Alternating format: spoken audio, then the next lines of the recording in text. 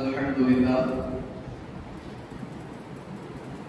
সমস্ত প্রশংসা, সমস্ত তারিফ সেই মহান রব্বুল আলামিনের জন্য, যে মহান রব্বুল আলামিন আমাদেরকে আজ পবিত্র জুমার দিন জুমার নামাজের উদ্দেশ্যে জামে রিজভিয়া মসজিদে আসা বসা তৌফিক দান করেছেন। আমরা সকলে বলি আলহামদুলিল্লাহ। তাই হাজরিন, গত জুমাতে সূরা আল মাউনের আমরা কয়েকটি আয়াতের তরজমা এবং তাফসীর শুনেছি। আজ ইনশাআল্লাহ তাবারাক ওয়া তাআলা বাকি কয়েকটি আয়াত এবং গত জুমা কিছু কথাগুলো থেকে গিয়েছিল, তার উপরে কিছু আলোকপাত করে ইনশাআল্লাহ সূরা মাউন মুকাম্মাল ইনশাআল্লাহ আমরা শ্রবণ করব। আল্লাহ রাব্বুল আলামিন কোরআনুল কারীমে বলেন, আরাআইতাল্লাযী ইউকাযযিবু বিদ্দীন। হে নবী, আপনি কি দেখেছেন ওই ব্যক্তিদেরকে যারা কিয়ামতের দিনকে অস্বীকার করে? ফাযালিকাল্লাযী ইয়াদউল ইয়াতীম, এবং তারা ইয়তীমদেরকে ধমক দিয়ে তাড়িয়ে দেয়, ভাগিয়ে দেয়। ওয়ালা ইয়াহুদ্দু আলা তুআমিল মিসকিন, এবং তারা ইয়তীম মিসকিনদেরকে খাবার দিতে উৎসাহিত করে না, নিজেও খাবার দেয় না, অপরকেও খাবার দিতে উৎসাহিত করে না। खुद भी नहीं खिलाते, दूसरों को खिलाने के लिए कहते भी नहीं। এতদূর গত জুমাতে আমরা শুনেছিলাম, যেটা হচ্ছে বিশেষ করে আবু জেহেল আর একটি রিওয়ায়াত অনুযায়ী হযরত আবু সুফিয়ান যখন তিনি ঈমান আনেননি। এই দুটি শানে রাসূল আমি গত জুমাতে আপনাদেরকে শুনিয়েছিলাম। তো যাই হোক, এই আয়াতে পাকের মধ্যে আল্লাহ রাব্বুল আলামিন খুলাসা করে দিলেন যে যারা কাফের হবে তারা কিয়ামত দিনকে অস্বীকার করবে, এবং ওই কাফিরদেরকে একটি আলামত যে তারা ইয়তীমদেরকে মহব্বত করে না, তাদেরকে ধাক্কা দিয়ে তাড়িয়ে দেয়, এবং ইয়তীম মিসকিনদেরকে তারা খাবার দেয় না এবং খাবার দিতে উৎসাহিত তারা করে না। এই তো ছিল কাফেরদের কিছু আলামত, কিছু লক্ষণ। তাহলে হাজরিন, কিন্তু ইসলাম আমাদেরকে কি বলেছে? আল্লাহর রাসূল সাল্লাল্লাহু আলাইহি ওয়াসাল্লাম ইরশাদ করেন, কোন ব্যক্তি যদি কোন ইয়তীমের মাথার উপরে টাকা পয়সা দৌড়, কোন ব্যক্তি কোন ইয়তীম বান্দার মাথার উপরে নিজের হাত যখন ডুবিয়ে দেয় মহব্বতে, তার মাথার উপরে হাত রাখে, আল্লাহ রাব্বুল আলামিন ওই ইয়তীম বাচ্চার মাথাতে যত পরিমাণ চুল আছে ততই তাকে নেকি দান করে দিয়ে থাকে। এই হচ্ছে আমাদের ইসলাম। ইয়তীমদের থেকে মহব্বত করার কথা বলা হয়েছে। আর কেমন মহব্বত? ইয়তীম বাচ্চাদের মনকে, অন্তরকে কষ্ট দেওয়াও আমাদের জন্য নিষেধ করা হয়েছে। আজ যারা মিসকিন, যারা ইয়তীম, আচ্ছা এখন যেহেতু মিসকিনের কথা উঠে গিয়েছে, তো শরীয়তের মধ্যে মিসকিন বলে কাকে, গরিব বলে কাকে? আর এমনও আমাদের সমাজে ভিখারিরা আছে যাদের বাড়িতে টাকার অভাব নেই, কিন্তু ভিক্ষা চায় তারা। আমরা বলি তারা গরিব, গরিব আছে, ভিক্ষা দিয়ে দাও। আরেকটি কথা মনে রাখবেন, কেউ যদি চায় তাকে দিয়ে দেওয়া উচিত। প্রয়োজনীয় জিনিস যদি সে চায় তাকে দিয়ে দেওয়া উচিত। সূরা মাউনের সর্বশেষ যে আয়াত আছে এর ব্যাখ্যাতে ইনশাআল্লাহ আসবে। কিন্তু একটি কাজ হচ্ছে ভিক্ষা চাওয়া। তো এই ভিক্ষা চাওয়া ইসলাম কিন্তু পছন্দ করেনি। ভিক্ষা কখন চাইতে পারবে? যখন তার কাছে কিছুই থাকবে না, কোনো কাজ করতে পারে না, এমন ব্যক্তি ভিক্ষা চাইতে পারে। কিন্তু তার গায়ে শক্তি আছে, সে যদি ভিক্ষা চায়, এমন ব্যক্তিকে ভিক্ষা দেওয়া হারাম। এখন এই কথাগুলো বলতে বলে মাওলানা সাহেব কি বলছেন? সত্য কথা, যেটা শরীয়তের কথা। এক হচ্ছে গরিব, এক হচ্ছে মিসকিন, এক হচ্ছে ইয়তীম। সবার কিন্তু পরিভাষা আলাদা আলাদা আছে শরীয়তের মধ্যে। ইয়তীম, মিসকিন, মিসকিনের যেটা হক আছে সেটা গরিবের না। গরিব বলে কাকে? আগে এর সংজ্ঞা দেখুন। যার বাড়িতে এক বেলা দুই বেলা খাবার আছে তাকে বলা হয় গরিব, এর বেশি আর নাই। এক থেকে দুই বেলা খাবার যার আছে তাকে কি বলা হয়? গরিব। আর যার বাড়িতে এক বেলাও খাবার নেই তাকে বলা হয় মিসকিন। এমন ব্যক্তি মিসকিন। আর যেই ব্যক্তির বাবা মা ইন্তেকাল করে গিয়েছে, আর ওই ব্যক্তি যখন ছোট আছে, নাবালক আছে, তাকে বলা হয় ইয়তীম। এই হচ্ছে শরীয়তের একটি বিধান। তো ইয়তীম, মিসকিন অথবা গরিব যারা আছে তাদেরকে সাহায্য করতে হবে, সহযোগিতা করতে হবে। আর ইয়তীম যারা আছেন তাদেরকে মহব্বত বেশি করতে হবে। কেননা আল্লাহ রাব্বুল আলামিন তাদের মাথা থেকে তাদের মা বাবার ছায়াকে তুলে দিয়েছে। মা বাবা যদি থাকতো তাকে মহব্বত করতো, ভালোবাসা দিত। তাই রাসূলুল্লাহ সাল্লাল্লাহু আলাইহি ওয়াসাল্লাম ওই ইয়তীমদেরকে খুব খেয়াল করেছেন আর বলেছেন, যে ব্যক্তি ইয়তীমের অন্তরকে খুশ করে দিল, আল্লাহ রাব্বুল আলামিন তার থেকে রাজি হয়ে যাবে। এক সাহাবী রাসূল ছিলেন, যার 4-5 বছরের ছেলে হারিয়ে গিয়েছে, বাসায় ফিরেনি, খেলার জন্য বাইরে গিয়েছিলেন, বাসায় আসেননি। চারদিকে তালাশ করার পরে তিনি পাননি। সর্বশেষ তিনি রাসূলুল্লাহ সাল্লাল্লাহু আলাইহি ওয়াসাল্লামের দরবারে এসে হাজির হলেন। আরজ করলেন, ইয়া রাসূলুল্লাহ সাল্লাল্লাহু আলাইহি ওয়াসাল্লাম, আমার ছেলে অনেকক্ষণ হয়ে গেছে বাসা থেকে বেরিয়েছে, আমি তালাশ করলাম, আশেপাশে পাইনি। ইয়া রাসূলুল্লাহ, আপনি একটু দোয়া করে দিন যেন আমার ছেলে পাওয়া যায়। হ্যাঁ হাজরিন, সাহাবায়ে কেরামদের একটা আকীদা ছিল, যেই বিষয় কেউ জানে না সেই বিষয় আমাদের নবী জানেন। এটা তাদের আকীদা। ছেলে হারিয়ে গিয়েছে, তিনি রাসূলুল্লাহ সাল্লাল্লাহু আলাইহি ওয়াসাল্লামের দরবারে এসে তালাশ করছেন। আর তালাশ করলেন, পাওয়া গেল। এই নিজের কথা যখন বলছিলেন, ওই সময় এক সাহাবী রাসূল মসজিদে নববীতে প্রবেশ করলেন। এসে বললেন, ইয়া রাসূলুল্লাহ, আমি এই ব্যক্তির ছেলেকে দেখেছি।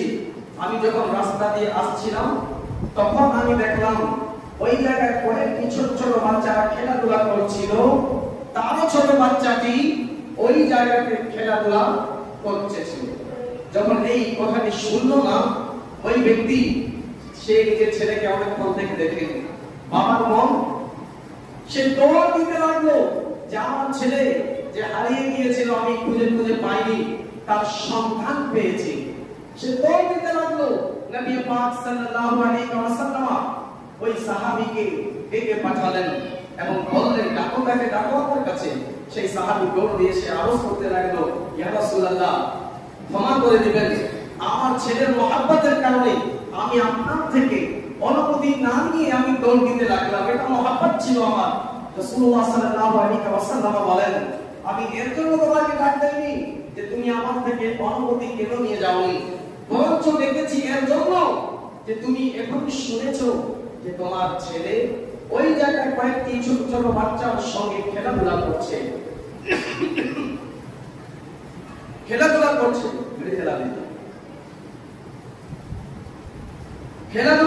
তোমার ছেলে।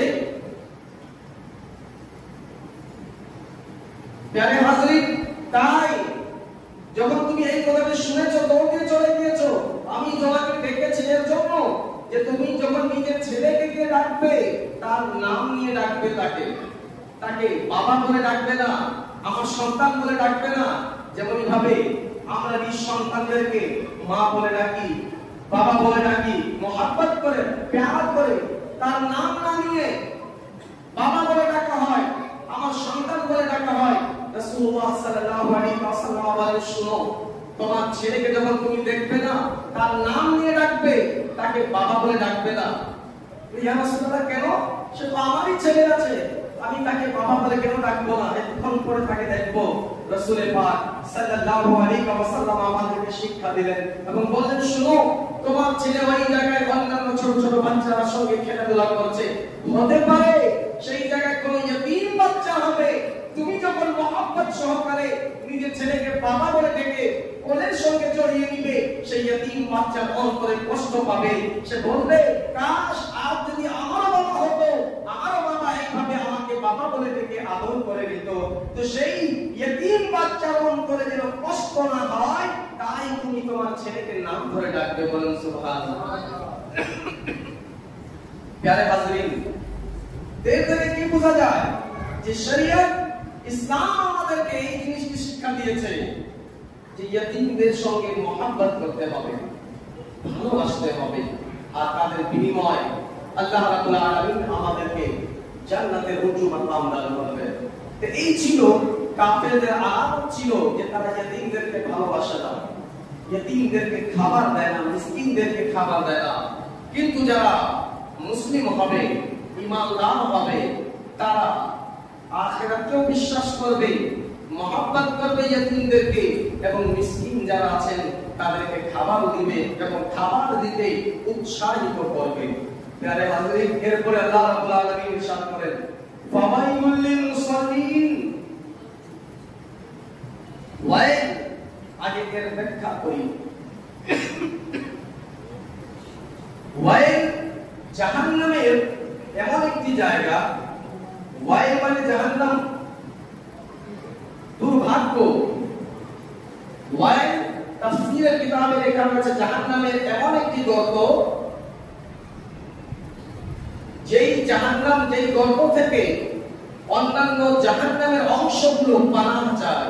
কে আল্লাহ, এই ওয়াইল নামক জাহান্নাম থেকে আমাদেরকে রক্ষা করো। এই হচ্ছে ওয়াইল। আরেকটি রিওয়ায়াতে পড়েছে যে ওয়াইল জাহান্নামের এমন একটি জায়গা যে জাহান্নামের অন্যান্য আগুনগুলো মাংস পোড়ায় দিবে, কিন্তু ওয়াইল এমন একটি জাহান্নামের গর্ত যে জায়গায় মানুষের হাড় পর্যন্ত একেবারে ছারখার করে দিবে। এমন ভয়াবহ আগুন হবে ওয়াইল নামক জাহান্নামে। তো আল্লাহ রাব্বুল আলামিন বলেন, ফাওয়াইলুল লিল মুসাল্লিন, মুসাল্লিদের জন্য, ওই সমস্ত নামাজীদের জন্য ওয়াইল আছে, দুর্ভাগ্য আছে, খারাপ জায়গা যে ওয়াইল আছে, সেটা কোন নামাজীর জন্য? সমস্ত নামাজি না, মুসাল্লি মানে যারা নামাজি। আল্লাহ বলেন, ফাওয়াইলুল লিল মুসাল্লিন, ওই নামাজীদের জন্য ওয়াইল আছে। কাদের জন্য? যারা নামাজ তো পড়ে তাদের জন্য ওয়াইল। কোন নামাজি? আল্লাযীনা হুম আন সালাতিহিম সাহুন, যারা নিজ নামাজ থেকে বেপরোয়া আছে, নিজ নামাজ থেকে গাফলাতি করেন। নামাজ তো পড়ে, এখন এই জায়গার মধ্যে একটু গভীরভাবে চিন্তা করতে হবে। আল্লাহ রাব্বুল আলামিন এই জায়গাটা বলেন যে যারা নামাজ পড়ে না তারা জাহান্নামে যাবে। এটা তো হাকিকত, যারা নামাজ পড়ে না জাহান্নামে তো যাবে। কিন্তু এই জায়গাতে বেনামাজীদের কথা বলা হয়নি। এই জায়গাতে কাদের কথা বলা হয়েছে? যারা নামাজি, কিন্তু কোন ধরনের নামাজি? যারা নিজ নামাজ থেকে গাফিল হয়ে আছে। নামাজ তো পড়ে, সময় মোতাবেক নামাজ পড়ে না। চিন্তার বিষয় কারে হাজরিন, যারা নামাজও পড়ে কিন্তু নামাজকে গাফলাত সহকারে পড়ে, ফজরকে জোহরে, জোহরকে আসরে, বন্ধুদের সঙ্গে আড্ডাতে আছে, ঠিক আছে নামাজ তো আমি পড়ি, পড়বো একটু করে পড়বো, আরামে ধীরে সুস্থে আমি বেরিয়ে যাই। আস্তে আস্তে দেখবেন বিশেষ করে জুমার দিন আযান হবে, এরপর যাবে গোসল করতে। কেউ আছে আযান হবে এরপরে যাবে বাজারে গিয়ে সব কিছু জিনিসপত্র নিয়ে আসবে। আযানের সানি যখন হবে খুতবার জন্য তখন দৌড় দিয়ে মসজিদের দিকে আসবে। কিন্তু আমি এর আগে বারবার বলে দিয়েছি, জুমার দিন আযানের সানি যখন হয়, দ্বিতীয় আযান হয় খুতবার, তখন কিন্তু ফেরেশতারা খাতা কলম বন্ধ করে দেন। কে কে মসজিদে আসে তাদের নাম আর লিস্টে লেখা হয় না। নামাজ তো তাদের হয়ে যায়, কিন্তু জুমার ফজিলত তারা পায় না। প্রিয় হাজরিন, আল্লাহ কোরআনে এই কথা বলেননি যারা বেনামাজি তারা জাহান্নামে। ওই নামাজি যারা নামাজ তো পড়ে কিন্তু গাফলাত সহকারে নামাজ পড়ে। একবার চিন্তা করুন, যারা গাফলাত সহকারে নামাজ পড়ে তারা ওয়াইল নামক জাহান্নামে যাবে। তো যারা আদৌ নামাজ পড়ে না, যারা নামাজ একেবারে ছেড়ে দিয়েছে, তাদের অবস্থা কি হবে? তাদের অবস্থা কি হবে? আর আমরা দুনিয়ার ভিতরে, দুনিয়ার মাঝে সব কিছুকে একেবারে দুনিয়ার মায়া মহাব্বতে এমন ভাবে ভুলে গিয়েছি যে আজ আমাদের কোনো কিছু খেয়াল নেই। প্রিয় হাজরিন, আল্লাহ রাব্বুল আলামিন বলেন ফাওয়াইলুল লিল মুসাল্লিন, ওই নামাজীরা জাহান্নামে, ওয়াইল নামক জাহান্নামে যাবে। আল্লাযীনা হুম আন সালাতিহিম সাহুন, যারা নিজ নামাজের সঙ্গে গাফলাতি করেছে। এর ব্যাখ্যার ভিতরে যদি যাওয়া যায় যে নামাজের মধ্যে গাফলাতি অনেক প্রকারের হতে পারে। এক ধরনের গাফলাতি এটা, যেটা আমি বললাম যে সময় মোতাবেক তার নামাজ আদায় করতে পারে না। যেমন কেউ আছে যে একেবারে এশার সময় পায়, ফজর থেকে নিয়ে এশা পর্যন্ত একেবারে সব নামাজ পড়ে, এরকম লোক আছে। আবার কেউ আছে সময় তার কাছে ঠিকই ছিল, কিন্তু সে একেবারে সময়কে দের করে, যখন সময় চলে যাবে, এই 5 মিনিট 10 মিনিট বাকি আছে, ওই সময় চলে আসলো, দাঁড়িয়ে নামাজ পড়তে লাগলো। দুই বা এমন ব্যক্তি, এই ব্যক্তিকেও গাফলাতওয়ালা নামাজ বলা যেতে পারে, যারা নামাজ তো পড়ে কিন্তু বাস কোনো নামাজ পড়ে। যেমন সে বলল বাস যাবো নামাজ পড়বো, কোনো ইহতিমাম নামাজের জন্য সেইভাবে তার মনটি উৎসাহ হয় না। বাস ঠিক আছে নামাজ পড়বো, ঠিক আছে পড়েই দিব, এইভাবে তাদের অন্তর বলে। তো এই সমস্ত বিষয়গুলো হচ্ছে আল্লাযীনা হুম আন সালাতিহিম সাহুন, গাফলাত সহকারে নামাজ আদায় করে। আর এই আয়াতের মধ্যে যদি আমরা খেয়াল করি, আল্লাহ রাব্বুল আলামিন এই কথা বলেননি যারা নামাজে গাফলাতি করে, ফি শব্দ বলেননি, আল্লাযীনা হুম আন সালাতিহিম বলেছেন, আল্লাযীনা হুম ফি সালাতিহিম বলেননি। যদি ফি বলা হতো এর মানে হয়ে যেত যারা নামাজের মধ্যে যাদের গাফলাতি হয়। নামাজের মধ্যে গাফলাতি তো সবারই হয়ে থাকে। আমরা ইনসান, মানুষ আছি, আমাদের ধ্যান ধারণা নানা দিকে চলে যেতে পারে, নামাজে ভুল হয়ে যেতে পারে। স্বয়ং রাসূলুল্লাহ সাল্লাল্লাহু আলাইহি ওয়াসাল্লাম নামাজে ভুল হয়েছে, কিন্তু তার ভুল এর জন্য ছিল না যে শয়তান তিনাকে ওয়াসওয়াসা দিয়েছে, বরঞ্চ আমরা বলি যে রাসূলুল্লাহ সাল্লাল্লাহু আলাইহি ওয়াসাল্লাম নামাজে যে ভুলেছেন আমাদের শিক্ষার জন্য। যদি তিনি ভুল না হতো তবে আমরা সাজদা সাহু নিয়মটি পাইতাম না। প্রিয় হাজরিন, তো তাই নামাজ থেকে যারা গাফিল হয়ে আছে এমন ব্যক্তিদেরকে আল্লাহ রাব্বুল আলামিন বলে তারা ওয়াইল নামক জাহান্নামে যাবে। তো যারা আদৌ নামাজ থেকে অনেক দূরে আছে তাদের অবস্থা কি হবে? এই আয়াতের মধ্যে এতটুকু আল্লাহ বললেন। এরপরে আল্লাহ রাব্বুল আলামিন বলেন আল্লাযীনা হুম ইউরাউন। এই আয়াতটি খুব লক্ষণীয় বিষয়। এক তো ওয়াইল নামক জাহান্নাম কার জন্য? যারা নামাজ থেকে গাফিল, নামাজ তো পড়ে কিন্তু নামাজ গাফলাত সহকারে পড়ে। প্রিয় হাজরিন, গাফলাত সহকারে আরেকটি নামাজ আমি যেটা বলতে চাচ্ছিলাম, শারীরিক কিছু অসুস্থ আছে, বারবার কাশ হচ্ছে, আর গত এক সপ্তাহ থেকে জ্বর চলছে, এর জন্য কিছুটা মানে কাশের কারণে কথাটা এদিক সেদিক হয়ে যাচ্ছে। আপনারা আমার কথার উপরে মনোযোগ দিবেন।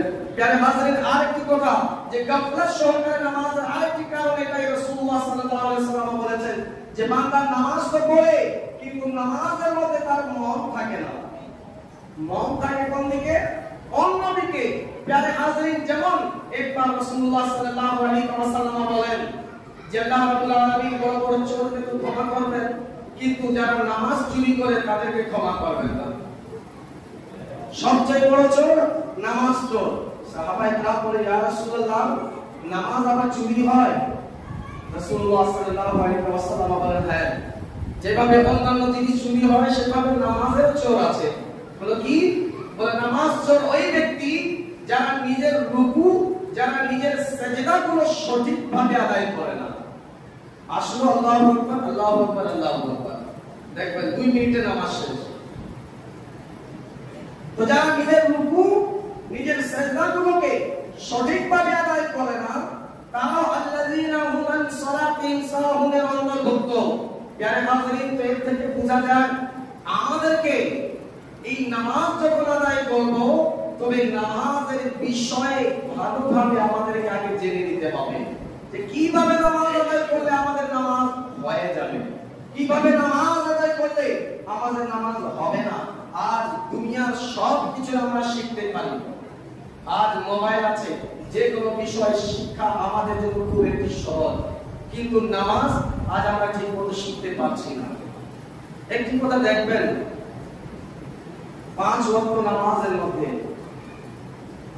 3 ওয়াক্ত জাহরি কেরাত হয়, অর্থাৎ জোরে ইমাম সাহেব কেরাত করেন। মাগরিব, এশা এবং ফজর। আর 2 ওয়াক্ত হয় সিররি, ধীরে ধীরে। আর জুমার দিন জুমাতেও জোরে হয়। বারবার যখন নামাজ হয়, প্রথম 2 রাকাতেই সূরা ফাতিহা ইমাম সাহেব পড়েন, আমরা বারবার সেটা শুনি। কিন্তু আজ আফসোস, কোন ব্যক্তিকে যদি একটি গান শোনাই দিবেন, সে হুবহু সেই গানের মতো গান বলতে পারবে। কোন কাহিনী তাকে শোনাই দিবেন, হুবহু সেই কাহিনী সে এইভাবে বলে দিবে, এমনকি তার ভঙ্গিমা নিয়ে সে কাহিনীগুলো বলে দিবে। কিন্তু আজ আফসোস লাগে, আমরা প্রত্যেকদিন 3 ওয়াক্ত জোরে জোরে সূরা ফাতিহা শুনছি, কিন্তু আজও আমাদের কিরাতগুলো শুদ্ধ হচ্ছে না। আমরা সূরাগুলো, ছোট ছোট সূরাগুলো নামাজের মাধ্যমে শুনি, কিন্তু এরপরে কি আছে? আমরা যেভাবে আগে তেলাওয়াত করতাম ওইভাবে আমাদের তেলাওয়াত আছে, কিন্তু প্যারে হাজির, কারণ কি? কারণ একটাই, আল্লাহু আকবার বলে আমরা নামাজে তো দাঁড়িয়ে গিয়েছি, কিন্তু আমরা নামাজ নিজের অন্তরগুলোকে অন্য জায়গায় রেখে দিয়েছি। যদি আজ আমরা নামাজ এই নিয়তে পড়তাম যে ইমাম সাহেব যে কিরাতগুলো করছেন, সেই কিরাতগুলো ভালো করে শুনে আমারও মস্ত হয়ে যাবে, সেই অনুযায়ী আমি কিরাত করব, তবে ইনশাআল্লাহ তাবারাক ওয়া তাআলা একদিক থেকে শুনবেন যে কিরাতগুলো আপনাদের অসুবিধা ছিল, সেই কিরাতগুলো শুদ্ধ হয়ে যাবে। কিন্তু আজ আমরা নামাজের মধ্যে তো রয়েছি, কিন্তু আমাদের খেয়ালগুলো অন্যান্য দিকে চলে যায়। প্যারে মানুষের খেয়াল চলে যাবেই, এটা স্বাভাবিক, কিন্তু আমাদের করতে কি হবে? নিজের খেয়ালগুলোকে, নিজের মনগুলোকে নামাজের মধ্যে বসতে দিতে হবে। যেমন বাবুল ওয়াসওয়াসা মিশকাত শরীফের মধ্যে রাসূলুল্লাহ সাল্লাল্লাহু আলাইহি ওয়াসাল্লামের কাছে এক সাহাবী রাসূল এসে আরজ করে, ইয়া রাসূলুল্লাহ সাল্লাল্লাহু আলাইহি ওয়াসাল্লাম, আমি নামাজ আদায় করি আর আমার নামাজের মধ্যে শয়তান ওয়াসওয়াসা দেয়, নানা ধরনের খেয়াল আসে, আমি কি আবার থেকে নামাজ পড়ব? রাসূলুল্লাহ সাল্লাল্লাহু আলাইহি ওয়াসাল্লাম বলেন, না, আবার থেকে নামাজ পড়ার প্রয়োজন নেই। কেন না? শয়তান ওই জায়গায় হামলা করবে যে জায়গায় ঈমান আছে, ডাকাতরা ওই জায়গায় ডাকাতি করবে যে জায়গায় মাল আছে। আর जहां पर माल है ही नहीं, वहां डकैती क्यों करेगा? झूठ-मूठ का जाकर फंसेगा क्या? तो ईमानदारদেরকে শয়তান কি করবে? ওয়াসওয়াসা দিবেই। রাসূলুল্লাহ সাল্লাল্লাহু আলাইহি ওয়াসাল্লাম বললেন, অসুবিধা নাই, ওই নামাজ তোমাদের হয়ে যাবে, কিন্তু প্যারে হাজিরিন, এখন ওই নামাজের মধ্যে আমাদেরকে মনকে বসাতে হবে। কি কাজ করলে আমাদের মন নামাজের মধ্যে বসে যাবে? সর্বপ্রথম আমাদেরকে নামাজের দিকে পুরোপুরি খেয়াল রাখতে হবে। যে কিরাতগুলো আমি করছি, ওই কিরাতগুলোকে একটু উঁচু আওয়াজে বলবো যেন নিজের কান আমার শুনতে পারে। আর যদি ইমামের পিছনে নামাজ পড়ছি, তো ইমামের পিছনে সূরা ফাতিহাও পড়া নিষেধ আছে, তো ইমাম সাহেব যে কিরাতটি করবেন, ওই কিরাতের থেকে জোরে জোরে যদি পড়েন আমরা শুনবো। নতুবা আমরা এই খেয়াল রাখবো যে এই সময় কিরাত হচ্ছে, সূরা ফাতিহা পড়া হচ্ছে, আর সূরা ফাতিহার মধ্যে আল্লাহ রাব্বুল আলামিন এই বিষয় আমাদেরকে বলছেন। প্যারে হাজরিন, তো এইভাবে যখন আমরা নামাজ পড়ব, তো নামাজের মধ্যে আমাদের মনোযোগ চলে আসবে। আর যদি আমাদের খেয়াল যদি চলে আসে নামাজের মধ্যে, তার মানে নামাজ নষ্ট হবে এমনটি নয়, নামাজ তো হয়ে যাবে। বড় বড় আল্লাহওয়ালা ছিলেন, তাদেরও নামাজের মধ্যে খেয়াল এসেছে, কিন্তু পার্থক্য হচ্ছে আমাদের নামাজের মধ্যে যখন খেয়াল আসে এদিক সেদিককার চলে আসে। আর আল্লাহওয়ালা যারা ছিলেন তাদের নামাজের মধ্যে খেয়াল আসতো, তাদের ভালো ভালো নেক খেয়ালগুলো আসতো। যেমন ইমাম মুহাম্মদ গাজ্জালি, যিনি ইহয়াউল উলুমুদ্দিন কিতাবটি লিখেছেন, যেই কিতাব আজ থেকে 600-700 বছর আগে লেখা তার কিতাবটি, তিনি এমন কিতাব লিখেছেন যেটা সায়েন্স, বড় বড় সায়েন্টিস্ট গুলো রয়েছে ওই কিতাবগুলো পড়ে মানুষের শারীরিক ভাবে কি কি গঠনগুলো রয়েছে সব বিষয়ে তিনি লিখেছেন। ইহয়াউল উলুমুদ্দিন যারা পড়বে তারা বুঝতে পারবে। ইমাম মুহাম্মদ গাজ্জালি রাহমাতুল্লাহি তাআলা আলাইহি, তিনি যখন মসজিদে নামাজ আদায় করতেন, তার ছোট ভাই ইমাম আহমদ গাজ্জালি ছিলেন, তিনি তার পিছনে নামাজ পড়তেন না।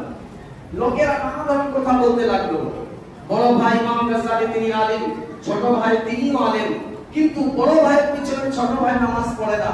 এটা আলাদা একটি এলাকার মধ্যে কথা হয়ে গেল। লোকেরা যখন সমালোচনা করতে লাগলো, ইমাম গাজ্জালি রাহমাতুল্লাহি তাআলা আলাইহি তিনি নিজে বিচার করেননি, তিনি চলে আসলেন নিজের আম্মা জানের কাছে, বিচার দিলেন, নালিশ দিলেন, বলে মা, আমার ছোট ভাই ইমাম আহমদ গাজ্জালি তিনি আমার পিছনে নামাজ পড়েন না। লোকেরা সমালোচনা করে, আপনি তাকে বলুন বাবা তুমি কেন নামাজ পড়ো না, যাও আজকে তুমি নামাজ আদায় করবে। তিনি মাগরিবের সময় গেলেন, প্রথম কাতারে একেবারে চলে আসলেন। ইমাম গাজ্জালি রাহমাতুল্লাহি তাআলা আলাইহি আল্লাহু আকবার বলে নামাজ পড়লেন, কেরাত শুরু করলেন।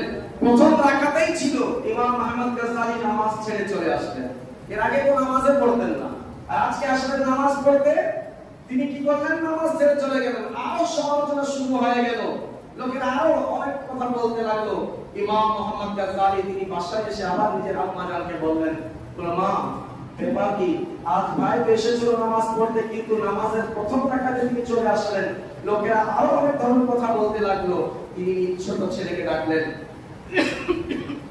ডাকার পরে বললেন, বাবা কারণ কি আছে, তুমি নামাজ ছেড়ে কেন চলে এসেছো? বলতে লাগলেন, আম্মা জান কারণ এটাই, আমি এতদিন তো নামাজ পড়তাম না, আজ যখন আমি নামাজ পড়তে গেলাম তার পিছনে, তো তিনি নামাজের মধ্যে তো ছিলেন, সূরা ফাতিহা ঠিকভাবে পড়লেন, কিন্তু যখন তিনি কিরাত শুরু করলেন তখন তার মনটি তালাকের একটি মাসলার দিকে চলে গেল। একজন প্রশ্ন তাকে করেছিল, তার মন হাদিসের কিতাবে, ফিকহের কিতাবের মধ্যে চলে গেল, তালাকের মাসলা তিনি তালাশ করতেছিলেন। যখনই তার মনটি তালাকের মাসলার দিকে চলে গেল নামাজের মধ্যে, আমি নামাজ ছেড়ে চলে আসলাম।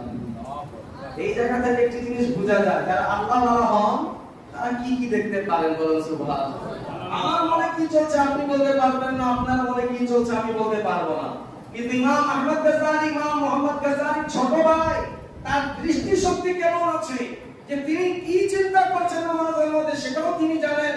আর মা তিনি ছিলেন, তিনিও তো মা ছিলেন না, তিনি বলতে লাগলেন, বাবা তোমার বড় ভাইয়ের মন অন্তর তো তালাকের মাসলার মধ্যে ছিল, আর তোমার অন্তর কোথায় ছিল?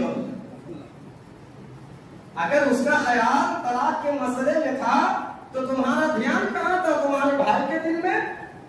तो तुमने भी तो गलती की है ना, तो लिहाजा ये सब छोड़ो, जब नमाज में आओ तो सिर्फ अल्लाह के लिए नमाज पढ़ो। तो प्यारे हाजिर যারা বড় ছিলেন আল্লাহ ওয়ালা, তারা তো চিন্তা করেছেন, কিন্তু তাদের চিন্তা ধারণা ভালো দিকে গিয়েছে, আমাদের খারাপ দিকে চলে যায়। তো আমাদেরকে মনকে বসাতে হবে নামাজের দিকে, আর যখন এই নামাজের মধ্যে আমাদের মন বসে যাবে, ওই নামাজ যখন আমরা পড়বো, যখন ওই নামাজ পড়ে আমাদের অন্তরটি শান্তি পেয়ে যাবে। এই নামাজ যখন আমরা পড়বো, ওই নামাজ কাল কিয়ামতের ময়দানে আমাদেরকে জান্নাত নিয়ে দিবে। প্যারে হাজিরিন, এরপর আল্লাহ তাবারক ওয়া তাআলা বলেন, আল্লাযীনা হুম তুরাউন, ওই ব্যক্তিদের জন্য ওয়াইল নামক জাহান্নাম আছে। কোন ব্যক্তি? যারা নেক আমলগুলো করে লোক দেখানোর জন্য, যারা নেক আমল করে কিসের জন্য? লোকজনকে দেখানোর জন্য, कि हम ये काम कर रहे हैं आदमी देखे। আর আজ প্যারে হাজিরিন, এই বিষয়টি আলোচনা এই শুক্রবারে আমার মনে হয় সম্ভব হবে। আগামী সপ্তাহে ইনশাআল্লাহ এর উপর বিস্তারিত বলবো, কিন্তু সংক্ষিপ্ত এটা শুনুন। আজ পুরো সমাজ আমাদের এই লোকজনকে দেখানোর উপরে ভরপুর হয়ে গেছে, পুরো সমাজ নষ্ট হয়ে যাচ্ছে। আর আমাদের খাওয়া দাওয়া থেকে নিয়ে শুরু করে ঘুমানো পর্যন্ত সব কাজ আমাদের লোক দেখানো। আর এমন কোন কাজ আমাদের নেই যে কাজগুলো আমরা কাউকে দেখানোর জন্য করি না। আর যদি আমি কিছু করতে চাই তবে আমাদের অন্তরে আসে আমি করলাম তো কেউ দেখলো না। আর যদি কেউ করেও তখন সে কি করবে, লোকজনকে কিভাবে দেখাতে হবে তার ব্যবস্থা করে নেবে। হজ, কুরবানি, নামাজ, রোজা সব বিষয়গুলো আর আমরা যখন ফেসবুকে দেয় না আমাদের মন ভরে না। কারণ কি আছে? কারণ একটাই যে আমরা মানুষকে দেখাতে চাই, কিন্তু এর পরিণাম বুঝে নিবেন। আল্লাহ রাব্বুল আলামিন বলেছেন ফাওয়াইল, যেই ব্যক্তি এমন এক কাজগুলো করলো যে তার অন্তর থাকবে লোকজন যেন আমার এই আমলটি দেখে, তবে তার জায়গা জান্নাতে হবে না, তার জায়গা ওয়াইল নামক জাহান্নামে হবে।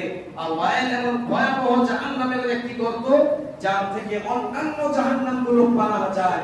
প্যারে হাজারিন, তাই আমাদের উচিত এটাই হবে আমরা যেই কাজগুলো, বিশেষ করে নেক কাজগুলো যখন করব, এই নিয়তে করব যেন একমাত্র আল্লাহ রাব্বুল আলামিনকে রাজি করি, অন্য কোনো নিয়ত যেন আমাদের না থাকে। আর আমাদের এই মসজিদে যখন কাজ হচ্ছে, এই কাজের মধ্যে যখন আমরা টাকা পয়সা দিব, লোকজনকে দেখি আমরা কেন দিব? হ্যাঁ, একটি কথা হয় যে আমি যদি দেই বেশি করে তা আমার দেখা দেখি আরেকজন দিবে।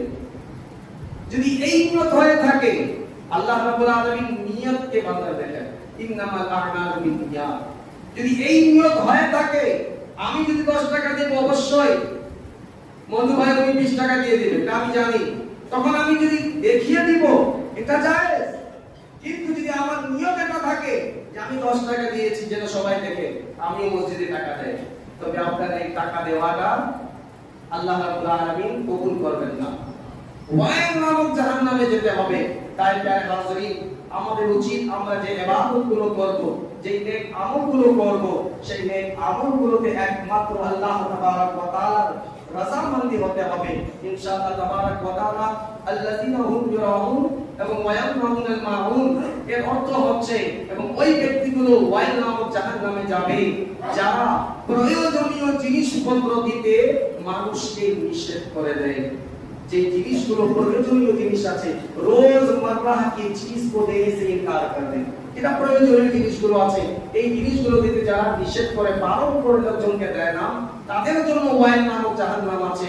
ইনশাআল্লাহ এই শেষের দুটি আয়াতের উপরে আগামী সপ্তাহে কিছু কথা ইনশাআল্লাহ তাবারক ওয়া তাআলা আলোচনা করব। আল্লাহ রাব্বুল আলামিন আমাদের সকলকে কবুল করুন, সঠিক বুঝ দান করুন। সকলে বলে আমিন। মা আলাইকা ইল্লাল বালাগ। জিনা রাসূলুল্লাহ